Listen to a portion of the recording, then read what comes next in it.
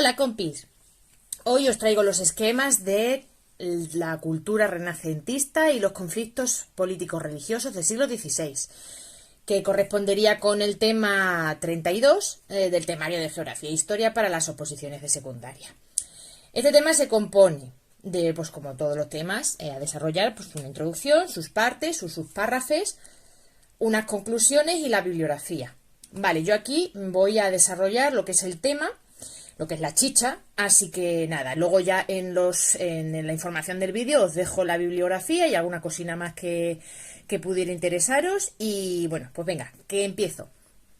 Este es el mapa mental gigante, o sea, es que he hecho un mogollón de mapas mentales de este tema porque es muy, muy, muy denso. Así que lo voy a intentar explicar rapidísimamente y he preferido hacerlo en plan así tan sintético porque si no iba a ser una locura. O sea, fijaros, voy a tener, mira, aquí de lo que es la primera parte. No sé si se aprecia. ¿Veis? Y digo, mira, es que me voy a morir porque es que no llega, o sea, no cabe en un folio, tendría que ser en una pedazo de cartulina para que quedara un mapa así y tal. Así que nada, a lo gonzo. Primero, las primeras partes, digamos, los subtítulos serían cambio en las mentalidades, desarrollo del capitalismo, humanismo, que son estas cosas que aparecen dentro de la cultura renacentista, y luego ya en el tema de la política, absolutismo y estados nacionales, que es lo que se desarrolla en esta época, los conflictos religiosos, que son reforma y contrarreforma, y luego los conflictos políticos religiosos, que se mezclan las dos cosas, que serían pues las guerras de religión en Francia, Carlos V y la corona imperial, y los Países Bajos. Así que vamos por partes. Primeramente, así a modo de un poco de introducción, pues es el cambio de las mentalidades, que es lo que surge a partir de 1500, ¿no? Ya sabéis, descubrimiento de América, el humanismo, el renacimiento, en fin. Entonces, estas bases culturales, pues el renacimiento y el humanismo llegan porque se hace como un redescubrimiento de los autores clásicos. Se desarrolla también el antropocentrismo, recordar que antes era el teocentrismo en la Edad Media, ¿no? Y claro, esto da lugar a que aparezcan diferentes formas de ver la fe, ¿no? De llevar la fe.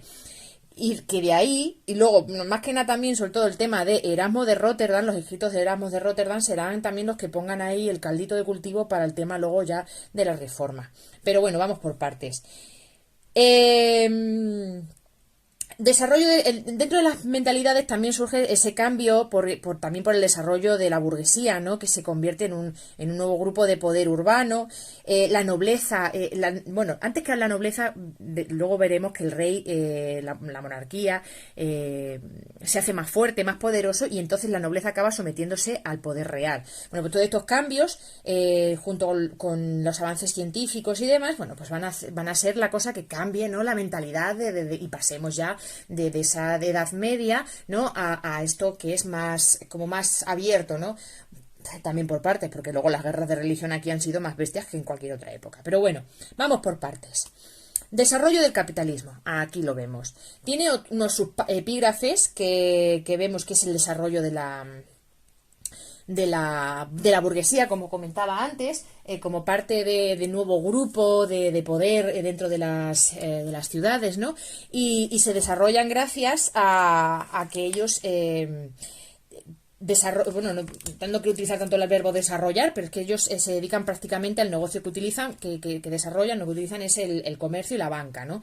Familias importantísimas como los Fugger, los Medici, los Spínola, los Stocci, son, fijaros, quienes prestan incluso dinero a los reyes, ¿no? A las monarquías para que ellos hagan sus historias, ¿no? Esto tiene un riesgo importante, ¿no? De hecho, la corona se llega a declarar en bancarrota muchas veces. Pero entonces, ¿qué pasa? ¿Por qué estas familias siguen prestando dinero a la monarquía?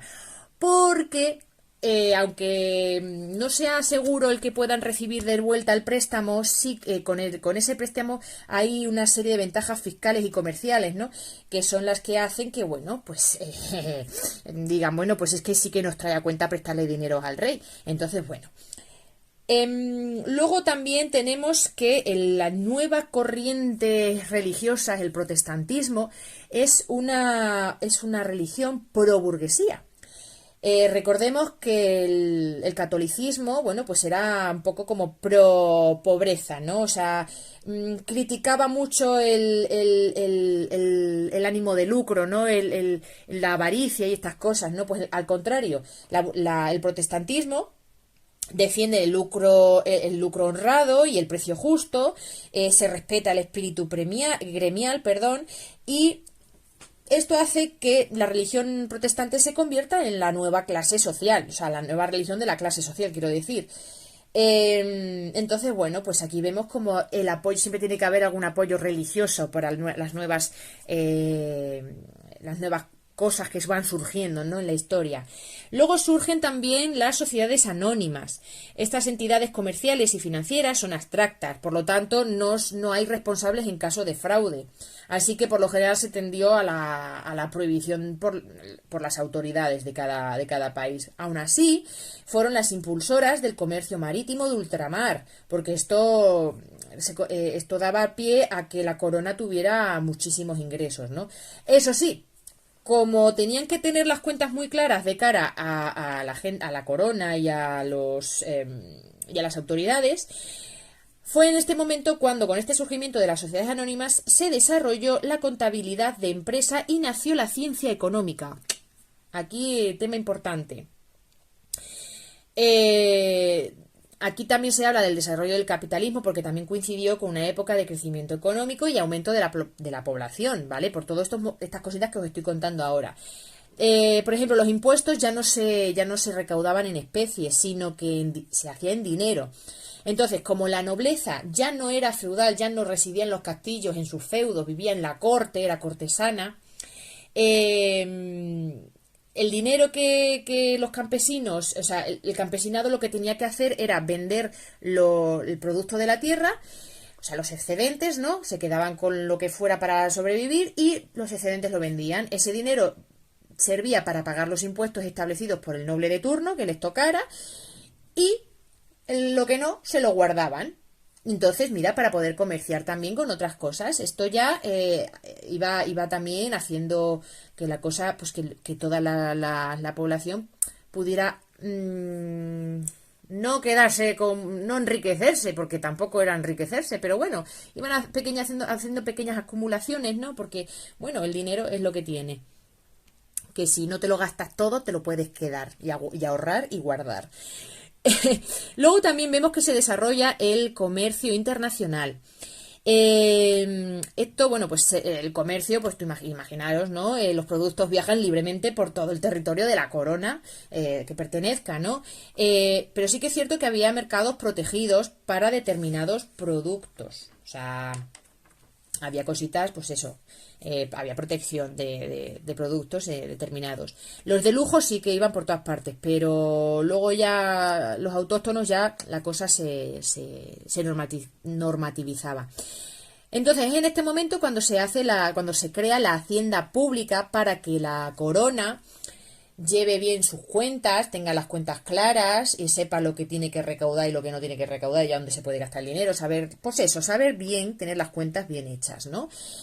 Y para recaudar impuestos se llevaron a cabo diversas formas de hacerlo, ¿no? Porque, bueno, la recaudación de impuestos, imaginaros, en un estado como era en el siglo XVI, pues era bastante complicado por todo el vasto territorio, en fin. Entonces, lo que hacía la corona era, a través, por ejemplo, había dos métodos, la subasta de encabezamientos o los contratos de asiento, que viene a ser un poco parecido, pero bueno, os comento. La subasta de encabezamientos era el alquiler o de la recaudación de impuestos.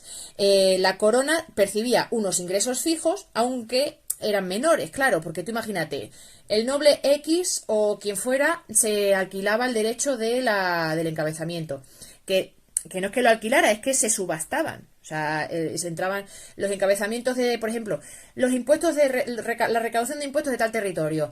Pues se entraban en subasta, quien pudiera adquirirlos lo adquiría y esa persona ya digamos que era como un alquiler, se hacía cargo de esa recaudación, ¿vale?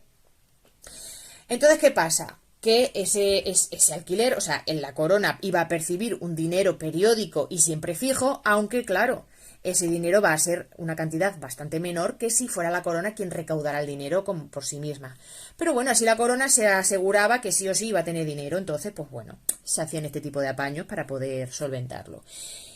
Y, y luego llegábamos también al otro tipo, que es el contrato de asiento, que estos contratos de asientos eran ya a nivel entre países, ¿vale? En los tratados de paz que hacían los países después de haberse tirado piedras a la cabeza, los comerciantes apelaban también un poco por los comerciantes de sus países. En los tratados de paz entre comerciantes, un grupo de ellos coge el monopolio sobre una ruta o producto. ¿Vale? Normalmente quien coge el monopolio son los comerciantes del país vencedor. Así, porque ya os comento que estas cláusulas suelen estar dentro de o intrínsecas a los tratados de paz. Entonces, el país ganador es el que va a tener más ventajas también económicas. Y bueno, esto ya lo sabéis. El que gana se queda con los territorios y las ventajas económicas y fiscales que hayan acordado. O sea, que esto es de cajón. Entonces, bueno, una vez que ya hemos visto la parte del desarrollo del capitalismo, pasamos al humanismo. Bueno, en el humanismo voy a entretener poco porque, bueno, es cultura y ya muy visto todo, ¿no? O sea, bueno, a ver, es fácil, ¿no? Bueno, pues en literatura tenemos a los grandes: Petrarca, Garcilaso, Juan Boscán, Shakespeare, Cervantes, Luis Asigea. En artes, el Renacimiento en todo lo alto: Da Vinci, Sofonis Bagisola, Miguel Ángel, Donatello, Fede Galicia, Rafael, Lavinia Fontana, Brunelleschi, Bramante, Palladio, Frangélico, Botticelli, Tiziano, ¡buah, mogollón! En ciencias, se desarrollan las teorías de Copérnico, de Kepler, de Galileo, Miguel Servet, que por descubrir la circulación sanguínea le queman en la hoguera, acordaros, William Harvey, Sofía Brahe también. Y en filosofía, bueno, pues tenemos aquí ya la filosofía humanista es la que da el caldo de cultivo para luego el surgimiento de lo que es la reforma protestante. Erasmo de Rotterdam, que es quien desarrolló la devotio moderna, que es el que entendía la fe como algo individual, personal. También tenemos las teorías de Tomás Moro, que se opuso enormemente a la ruptura de la Iglesia anglicana de Inglaterra. Esto lo veremos ahora después. Maquiavelo, que también comentaré después. Francisco de Vitoria, que fue uno de los pioneros y fundadores del derecho internacional junto con Hugo Grocio, que también le comentaremos después. La gramática de Nebrija, el naturólogo Luis Vives, en fin. Todo muy así, esto pues eso, es leer un poquillo porque al fin y al cabo es cultura, lo tenemos muy asimilado porque lo hemos visto muchas veces.